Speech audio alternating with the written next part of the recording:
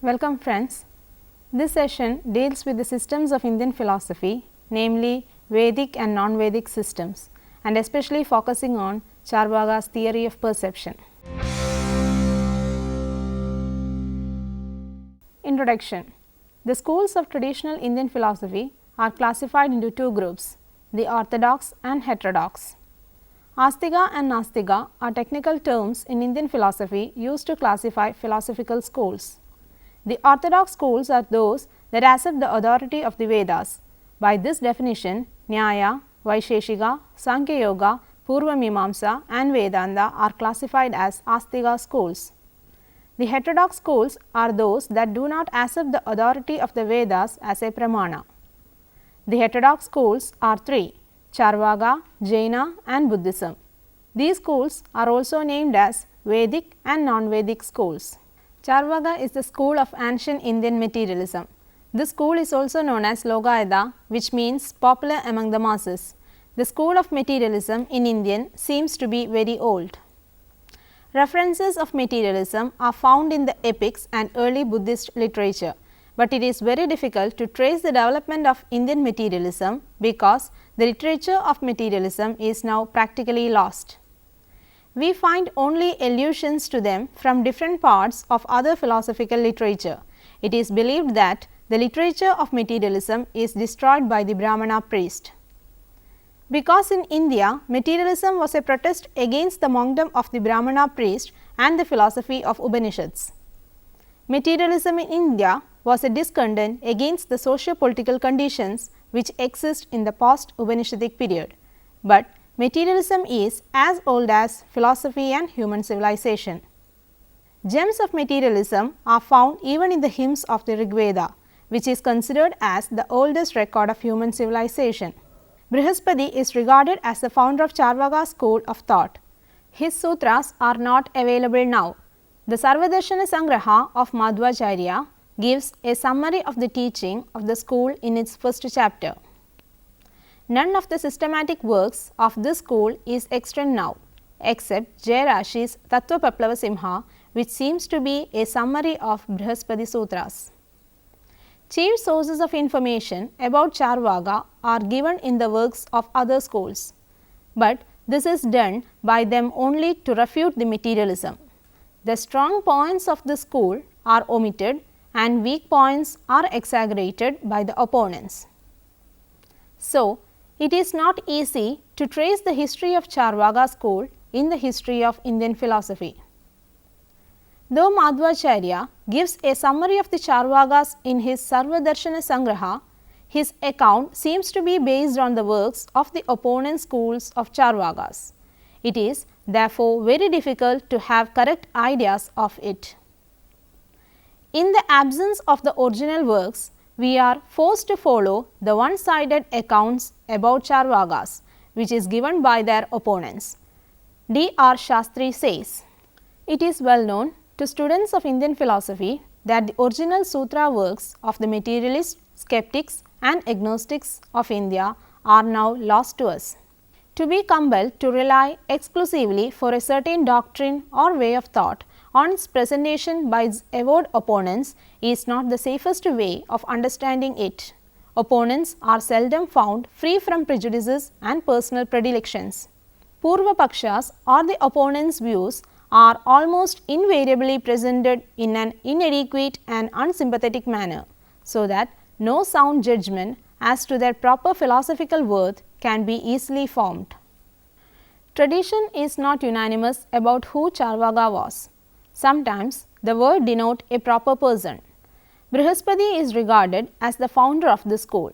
Charvaka, after whose name the school is so called, is said to be the chief disciple of Brihaspati. Another view says that Charvaka is the name of the founder of this school. It may also be a title meaning one speaks sweet words, because the term Charvaka is derived from the combination of two Sanskrit words, charu and vak, which means sweet tongued. According to still another view, the word Charvaka is a common name given to a materialist, and it signifies a person who believes in the philosophy of eat, drink and be merry. Another synonym of Charvaka is Logayada, which means a common man and therefore by implication a man of low and unrefined taste. References to the Logayadins are found in Mahabharata, Ramayana, Manusmriti and in some Buddhist texts. In the history of Indian philosophy, even during the time of Brahmanas, there were independent thinkers who doubted the Brahmanic philosophy and religion, and they must have thought about the aim of life and meaning of life without the aid of Vedas. Most probably, the original founder of Charvaka school is one of them. Theory of perception. According to the Logayada school, perception or pratyaksha is the only valid means of knowledge. The validity of inference is rejected because the Vyaptignana, which is the basis of Anumana, lacks perceptual certainty. As we do not get epistemologies of all the Charvaka or the materialist thinkers in a systematic form, we focus our explanation mainly to the Charvaka school as presented by Madhvacharya in his Sarvadarshana Sangraha. Mainly, in Indian philosophy, there are 4 valid means of knowledge: pratyaksha, anumana, upamana and shabda. Of all the valid means of knowledge, the Charvaka accept only the perception. Why perception has to be accepted at all is not explained by Charvakas, for it also may present to us unreal or illusionary knowledge. According to Charvaka, perception is necessary for practical life and the perception of every man has to be accepted as true for him. Charvaka do not accept the inference as a valid means of knowledge because the truth of inference depends upon the truth of the major premise. But according to Charvaka, perception can never give us universal propositions and the major premise has to be a universal proposition. A proposition may be true in some perceived cases, but there is no guarantee that it will hold true even in unperceived cases. Universal proposition cannot be established by our limited perception. Charvaka says that deductive inference is vitiated by the fallacy of petitio principii, because it is merely an argument in a circle. Since the conclusion is already contained in the major premise, the validity is not proved. Charvaka also reject the principle of causation because it was not supported by sensuous perception. For Charvakas, mere perception of 2 events which stand isolated and self-contained is not sufficient to establish a causal connection between them. The Charvakas do not reject the formal structure of the syllogism, but only its usefulness to obtain metaphysical truths. Shastri sum up the arguments of Charvakas. Universal propositions cannot be established by our limited perceptions. Perception presupposes actual contact of the object with the perceiving organ and is thus necessarily confined to the present. It is a case of here and now. It does not extend to the past or the future and is thus unable to establish the universal connection of things. In other words, sense perception can give us only particular truths, but the knowledge of particular facts cannot give us knowledge that is universally true. Therefore, perception cannot give us universal relations, nor can they be established by inference alone. For the inference which yields a universal relation as its conclusion cannot work unless it presupposes another universal connection as a necessary precondition of its possibility and that again another and soon. In other words, the process of reaching a universal conclusion involves infinite regress. Major premise of the deductive argument is proved with the help of inductive inference, but according to Charvakas, induction too do not give us correct knowledge. C.D. Sharma says, but induction too is uncertain because it proceeds unwarrantably from the known to the unknown. in order to distinguish true induction from simple enumeration, it is pointed out that the former, unlike the latter, is based on a causal relationship, which means invariable association or vyapti. Vyapti therefore is the nerve of all inference, but Charvaka challenges this universal and invariable relationship of concomitance and regards it a mere guesswork. Perception does not prove this vyapti, nor can it be proved by inference, for inference itself is said to presuppose its validity.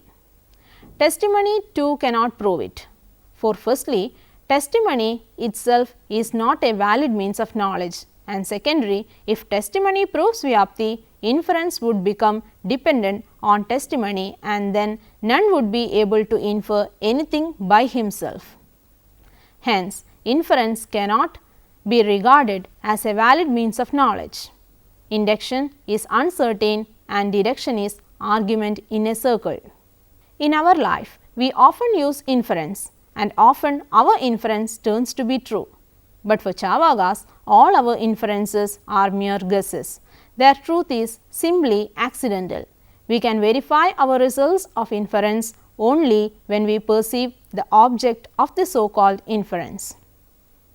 But if the object of inferred is unperceivable, we cannot accept its truth.